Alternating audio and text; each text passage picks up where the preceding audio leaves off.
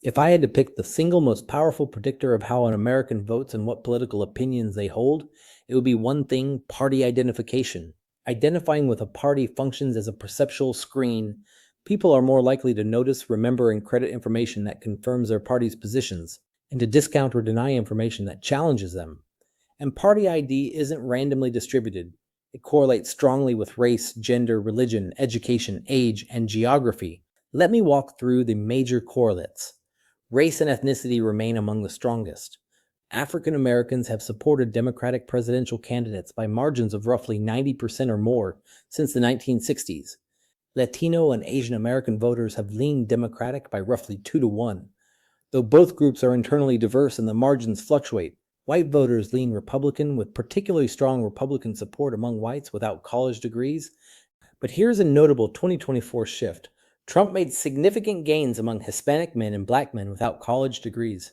And analysts now debate whether the racial coalitions are realigning along education and cultural affinity rather than race alone. The gender gap, women supporting Democrats and men supporting Republicans at different rates, has been a persistent feature since the early 1980s. In 2024, it reached historic proportions.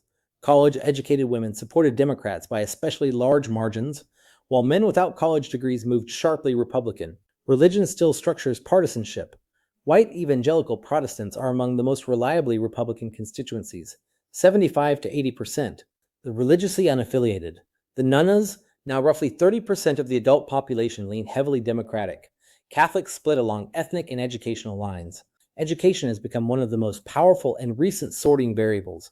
College graduates have moved significantly toward Democrats since 2012, while non-college voters have moved toward Republicans, reversing a pattern that held for most of the 20th century. Geographic sorting has reinforced all of this.